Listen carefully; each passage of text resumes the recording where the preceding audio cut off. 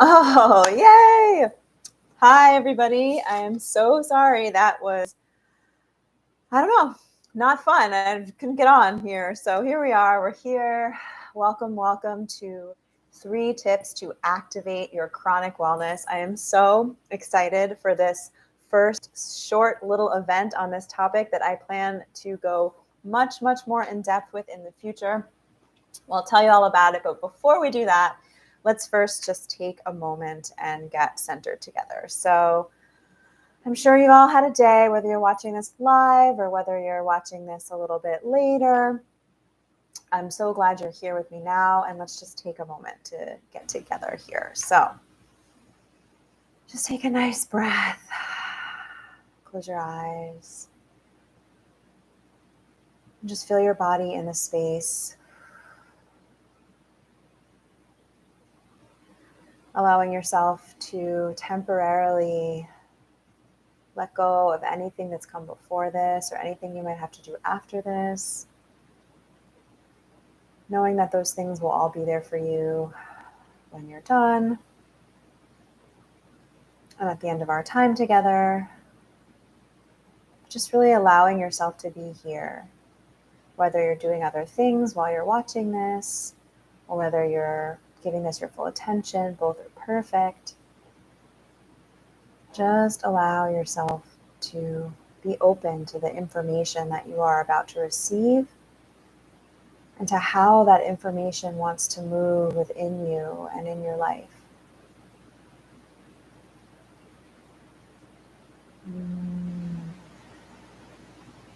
Just settling the body, taking a nice deep breath, and coming here. Okay, so we're going to dive right in. So first question to answer is, what is chronic wellness? We have all heard the term chronic illness, but I don't believe that any of us are familiar with the concept of chronic wellness. So it's something that I've created. If someone else has created it, yay, we both have. But basically, I have been living, as some of you might know, with a chronic illness for the last decade or more. I had severe inflammatory bowel disease, ended up having my large intestine removed, and had many subsequent surgeries and all of the things that go with not having a large intestine. And that has been an identity. Chronic illness has been an identity that I have taken on in the last several years, whether that be with connecting with the chronic illness community on Instagram or just how I consider myself, how I structure my day. Spoon theory, if some of you who are familiar with chronic illness might know the concept of spoon theory, which is that when you have a chronic illness, you only have so many spoons of energy every single day, and you have to sort of be aware of how you use them. And there's a lot of really helpful things that can come for someone who might be recently diagnosed with a chronic illness or have had that diagnosis for a long time, with familiarizing themselves with some of these things that come along with chronic illness or tapping into a chronic illness community. I've said chronic illness so many times at this point. But for me personally, there came a point recently where I realized that as helpful as being a part of the chronic illness community has been in terms of making me feel less alone, being able to share my story and help others, all sorts of really helpful, beautiful things that have come out of that identity, out of that connection. In order for me to move to the next phase of my wellness, I realized I had to stop identifying that way. So for me, that meant flipping it and thinking about myself as chronically well. One of my favorite mentors to listen to and to learn from is Dr. Zach Bush. And he talks about how our bodies are 99 point whatever percent well at all times. And that can kind of feel shocking if you're someone that doesn't feel well a lot of the time. It doesn't feel good most of your days. It can be sort of difficult to see yourself as mostly well. But the reality is that most of us, unless we're actively engaged in a dying and death process, are mostly well at all times, no matter how that is manifesting in our lives.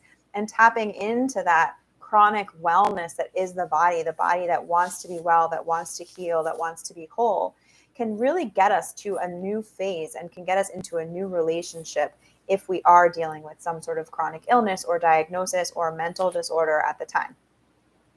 So that's really what today is about. Today is about just scratching the surface of this idea of chronic wellness. This is going to be a much longer program, a 3-month-long program that I'm going to be launching at some point in the spring or summer, around how to really shift your lifestyle if you're someone that has, again, one of these diagnoses or chronic illness, into chronic wellness, and what that does for your life, your physical health, your mental health, your spiritual health, all of the healths, is really tremendous, or it has been for me, and I'm hoping it will be for you and many others.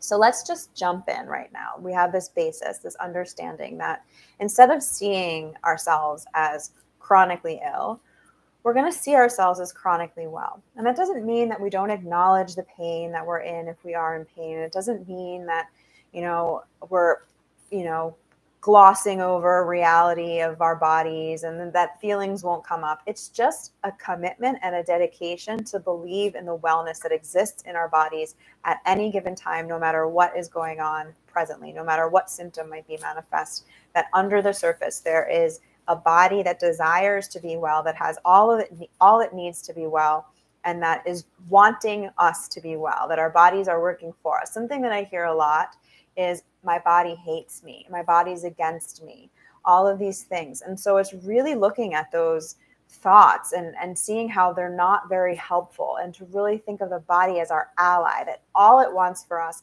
is to be well, to be vibrant, to experience the beauty and joy and sorrow of life in a healthy body. And given the correct circumstances, given the correct formula, given the correct thoughts, the correct food, the correct this, the correct that for any given time, that is what we'll express as wellness. That doesn't mean that it's easy. It can be challenging. There's a lot of thought reconditioning and rewiring that needs to happen in order to embrace this type of lifestyle and belief. But it is doable. So let's dive in now with just 3 tips to begin the chronic wellness journey, to activate chronic wellness in your life. Tip number 1. Shift your focus. I'm going to be looking at my notes occasionally. Shift your focus from the symptoms to the bounce back. So what does this mean? So recently I was on vacation, and for me, whenever I go on vacation, I'm a little more symptomatic, or a lot more symptomatic, and that can be really challenging because all of those feelings come rushing back. I'm not doing as well as I thought, and this is so difficult, and is it ever going to get better, and why is it like this, and I'm supposed to be on vacation, I'm supposed to be having fun, but I'm feeling pain, blah, blah, blah, blah, blah, blah, all of it, right?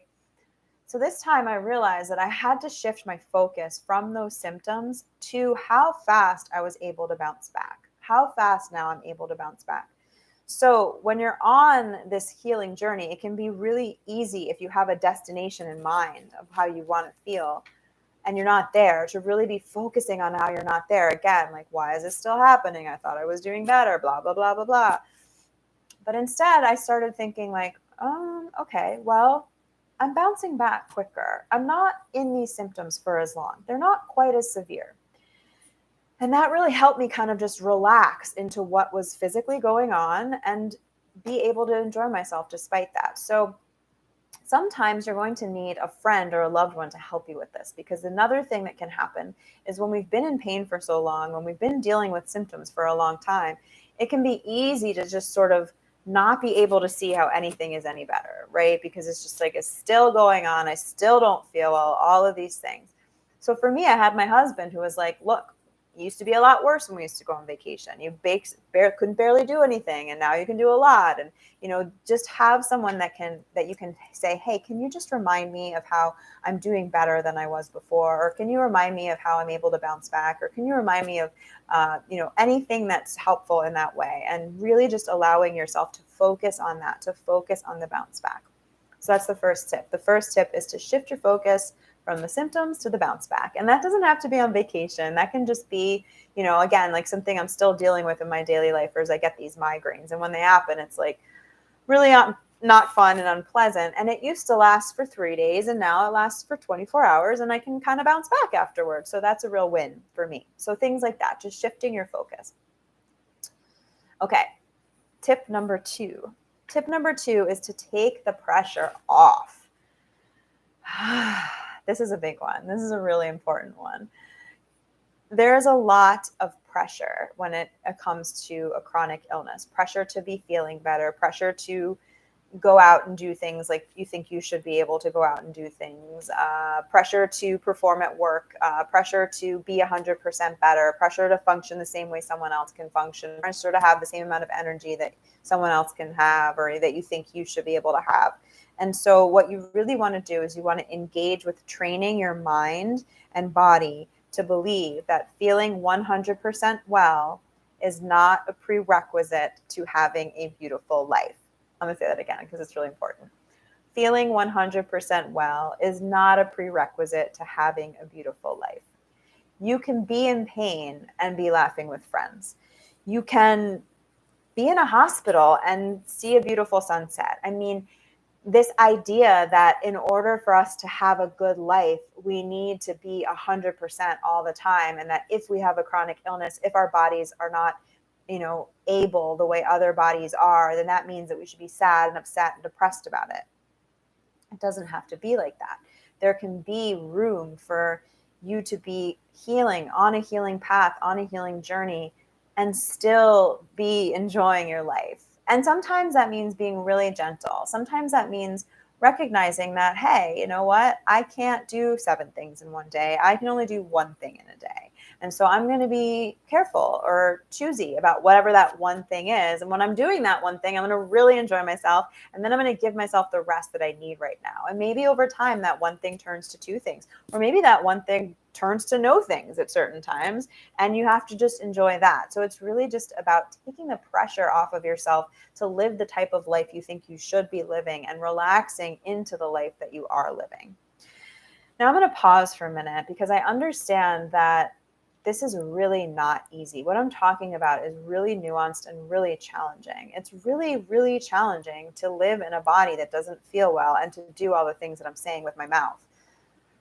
I know because I am living in that body. So I just want to acknowledge that these are not easy, and that if you're having emotion come up right now as you're listening to this, that's okay. And just consider these as possibilities. Don't take it as dogma. Just, write down these steps. Write down 1, shift your focus from the symptoms to the bounce back. 2, take the pressure off and sit with them and see how it feels and see what comes up for you, because that's part of it too. That's an important part of it as well. And some people that might be listening to this are in a more severe state with their chronic illness. Maybe you're in the hospital a lot. I've been there as well. And if you really feel into these statements, they can be true at any phase that you're at. So just take this gently and as openly as you possibly can, and know that there's a lot of room for all sorts of experiences and all of these tips that we're going over today. Cheers. Okay. Tip number 3, favor a slow start. So I've already kind of touched on this a little bit about being aware of your own energy boundaries, how much you can do in a day or a week or a month. If you can't keep up with people, that's okay, and being gentle and taking the pressure off.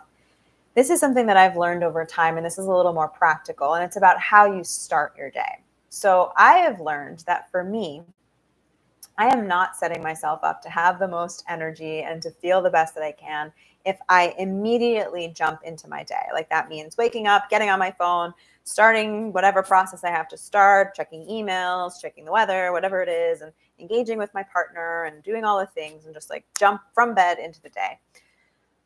That tends to make me more tired, more symptomatic, all sorts of things throughout the day. Because I have a sensitive nervous system, and I would venture to say that anyone that's living with any kind of chronic pain, chronic illness, mental diagnosis, anything like that, has a sensitive nervous system, as often as possible, build in time in your morning to have a slow start. And that doesn't have to mean anything specific. For you, that might mean just like laying in bed, taking some deep breaths, looking around the room, getting yourself accustomed to the transition of being asleep to being awake, maybe stretching a little, maybe playing with your dog, maybe walking around your house in your robe, whatever it is. It doesn't have to be a structured morning practice where you sit and journal and meditate and do all those things. If it feels good for you, that's fantastic, but it doesn't have to be that. It's just about really taking the time, building in the time in your morning to allow yourself to slowly be accustomed to, oh, I'm awake now, and not going from 0 to 100. In general, that's kind of something you want to avoid, is like that 0 to 100. It's really about allowing yourself to like move slower. And the same could be said for the end of the day. It's like not going directly from like, okay, I was doing this, and now I'm supposed to be asleep. It's like giving yourself some wind down, some wind up, and some wind down time at the beginning and the end of the day is really, really helpful. So that's tip number 3. So tip number 1, again, shift your focus from the symptoms to the bounce back. Tip number 2, take the pressure off. It's okay. Tip number 3, favor a slow start in your morning. So those are 3 tips to begin to activate chronic wellness into your life. Let me know, send me a DM or a message of how these sit with you, what you're thinking, what you're feeling when you're feeling into these. I would love to know. And I'm going to be talking more and more on social media about the upcoming program. So I'll just talk a little bit about it now. The upcoming program is called Chronic Wellness. It's going to be a 3-month experience. It's going to be a lot of personalized support from me, including emotion code sessions, a personalized personalized way of eating program for you, depending on that we work out together where you're at, group coaching calls, different practices, guided meditations, all focused on helping you shift physically, emotionally, and spiritually from a state of chronic illness to a state of chronic wellness. Anyway, that's what I got for you today. Let's just take a moment together here to settle in and let that information sink in. So I'm going to invite you to close your eyes, and I'm going to talk you through a very brief, maybe 3-minute guided meditation just to close our time together. So go ahead and close your eyes. I'll close mine too.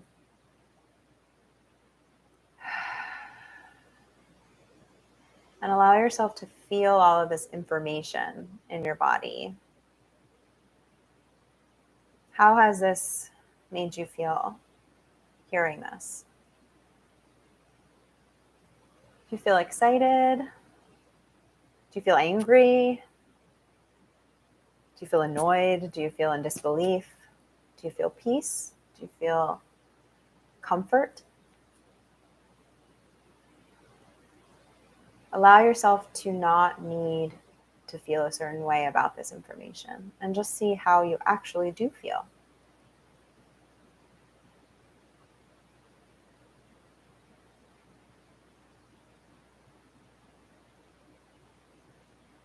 And now let's anchor each of these tips in the body. So tip number 1, shifting our focus from the symptoms to the bounce back. I want you to imagine a time, maybe it was recently or not so recently, where you just had a really symptomatic day. Maybe for you that meant you were really tired, or you had a lot of pain.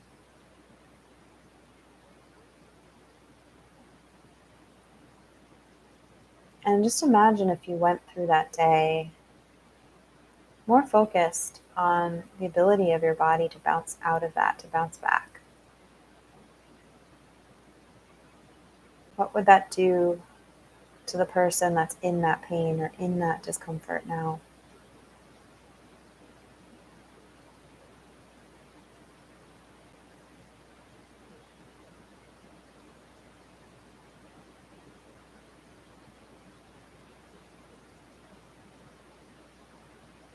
And let's move to tip number 2, which is taking the pressure off. Now imagine yourself in that same situation,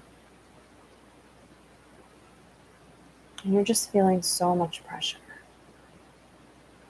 Maybe there's a party that you've been invited to that you really want to go to, but you don't have the energy or you don't feel well. Maybe there's a work deadline or desire, that you just really don't feel like you're able to complete. Feel all that stress in your body when you think of all these obligations and desires.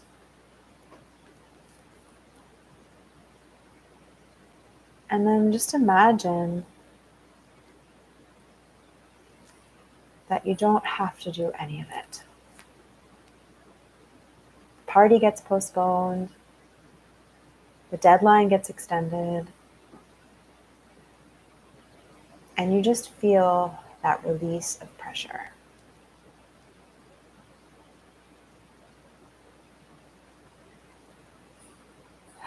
And feel how that feels in your body.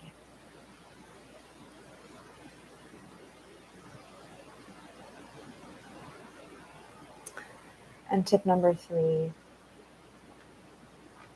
favor a slow start.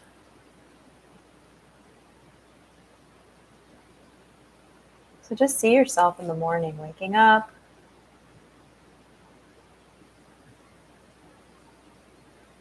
and instead of feeling rushed to check your phone or to jump into a task, just imagine that you've built in time to do whatever feels good.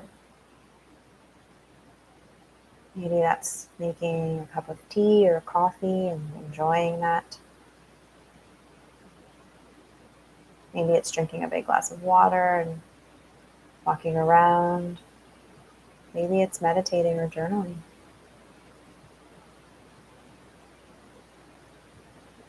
And just see how your body feels knowing that you have time to start slow.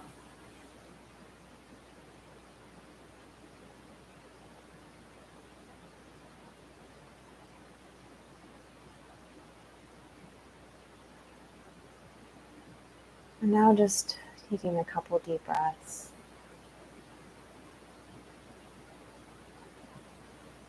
Allowing ourselves to let that go.